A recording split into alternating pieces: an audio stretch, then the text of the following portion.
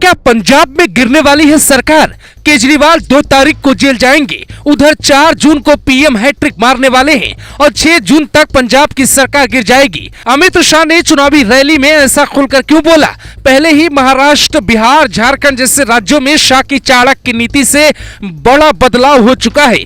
महाराष्ट्र में भी शाह ने ऐसा बोलकर ही सरकार बना ली थी। तो क्या पंजाब की बारी है? पंजाब में पिछले 24 घंटे में 3 ऐसे बयान आए जिससे भूचाल आना तय था। पहला बयान पूर्व सीएम और कांग्रेस के दिग्गज नेता चरणजीत सिंह चन्नी का है, जिनका दावा है कि दिल्ली में जैसे ही राहुल गांधी पीएम की कुर्सी संभालेंगे वैसे ही उधर पंजाब में पाकिस्तान का बॉर्डर खोल देंगे।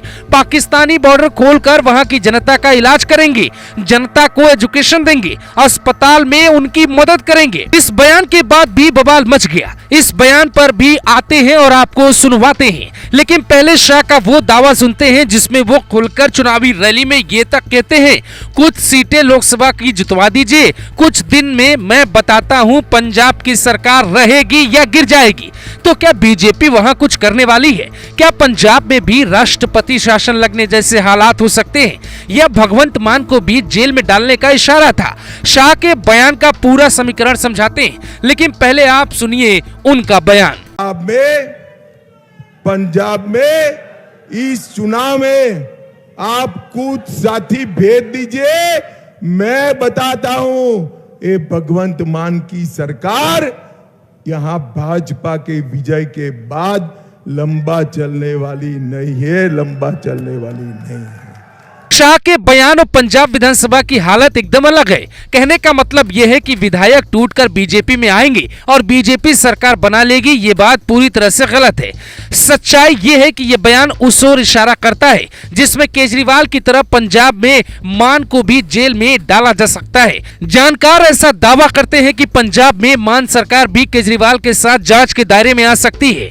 शाह के बयान के पीछे का मतलब आपको समझना होगा, तो उसी दिन केजरीवाल का बयान भी सुनना होगा। केजरीवाल का दावा है कि पंजाब में कुछ ऐसे मसले हैं जिनके लिए हमें मोदी से लड़ना होगा। तो वो कौन सा मुद्दा है जिस पर केजरीवाल पंजाब का वोट लेकर 2-2 हाथ करना चाहते हैं? आज आपसे निवेदन करने के लिए आया हूं कि अब केंद्र सरकार के अंदर, ये केंद्र के चुनाव हैं, हमारे हाथ मजबूत करो। अभी लोकसभा में हमारे एक ही हमारा एमपी था, एक एमपी से कुछ नहीं होता।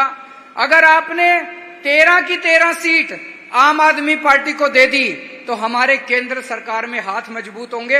अभी यहाँ पे भाई साहब कह रहे थे कैंटोन बोर्ड के अंदर हमारा ये मसला है, हमारा ये मसला है। उसके लिए हमें केंद्र सरकार के साथ लड़ना पड़ेगा। केंद्र सरकार में हमें ताकत चाहिए। केंद्र सरकार, एक और भाई साहब कह रहे थे फिरोजपुर बॉर्डर वो है, हमें ये दिक्कतें आती हैं। आप हमारे हाथ केंद्र सरकार में मजबूत करोगे, ये सारे मसले सॉल्व हो जाएंगे। आप खुद सोचो, आपकी विधानसभा, आपने सरकार चुनी, विधानसभा में कानून पास होते हैं, गवर्नर आपके कानून लेके बैठ जाता है, फिर क्या फायदा हुआ? अगर आप हमारे 13 एमपी दोगे, गवर्नर की हिम्मत नहीं होगी आपके बिल रोकने की। ये 13 के 13 एमपी भूख हड़ताल पे बैठ जाएंगे गवर्नर के घर के बाहर। आपके 8,000 करोड़ रुपए सेंटर लेके बैठा है। रूरल डेवलपमेंट फंड के 5,500 करोड़ रुपए केंद्र सरकार लेके बैठी है। उनकी हिम्मत कैसे हुई? ये पंजाब के लोगों का हक है, आपका हक है। आप भीख थोड़ी मांग रहे हो केंद्र सरकार से। ये 5,500 करोड़ रुपए से मंडी तक जाने वाली सड़कें बननी थी, गांव-गांव के अंदर सड़कें बननी थी। इन्होंने नेशनल हेल्थ मिशन के पैसे रोक दिए, उससे मोहल्ला क्लिनिक बनने थे। इनकी हिम्मत कैसे हो गई आपके पैसे रोकने की? इनकी हिम्मत इसलिए हो गई क्योंकि लोकसभा में हमारे पास एमपी नहीं है, हम कमजोर हैं। जब हम केंद्र के साथ बात करते हैं हम कमजोर हैं। हमारे हाथ मजबूत करो। आप हमारे हाथ मजबूत करोगे, ये 13 के 13 एमपी हमें दे दोगे, केंद्र सरकार की हिम्मत नहीं होगी पंजाब के मसलों के अंदर इंटरफेयर करने की। उसके बाद दोस्तों, इधर कांग्रेस ने जिन्हें कभी सीएम बनाया था वो नेता तो ये तक कहता है कि पंजाब में पाकिस्तानियों का स्वागत करेंगे। वो बयान बहुत तगड़ा है, क्या आपने सुना है? साडा ये मैनीफेस्टो मैं तुहानू दस रहा कि असीं मैडिकल टूरिज्म नू जलंधर दे विच बढ़ावा देना है। इत्थे बहुत स्कोप है, बाहर दे लोग आके इत्थे इलाज कराना चाहते हैं। असीं बाघा बॉर्डर नू खोल के जिन्ना इस पासे दा ਮੈਡੀਕਲ ਲੋਕਾਂ ਨੂੰ ਸਹੂਲਤਾਂ ਚਾਹੀਦੀਆਂ, ਉਹ ਇੱਥੇ ਆਰਾਮ ਨਾਲ ਆ ਕੇ ਪਾਕਿਸਤਾਨ ਤੋਂ ਜਾਂ ਹੋਰ ਇੱਥੇ ਬਾਈ ਰੋਡ ਵੀ ਆ ਸਕਦੇ ਆ, ਉਹ ਇੱਥੇ ਇਲਾਜ ਕਰਾਇਆ ਕਰਨਗੇ। ਤੇ ਬਾਹਰੋਂ ਦੇਸ਼ਾਂ 'ਚੋਂ ਆ ਕੇ, ਕਿਉਂਕਿ ਬਾਹਰਲੇ ਦੇਸ਼ਾਂ 'ਚ ਬਹੁਤ ਮਹਿੰਗਾ ਇਲਾਜ ਹੈ, ਇੱਥੇ ਅਸੀਂ ਇਹ ਫੈਸਿलिटियाँ ਤਿਆਰ ਕਰਾਂਗੇ ਮੈਡੀਕਲ टूरिज्म ਨੂੰ।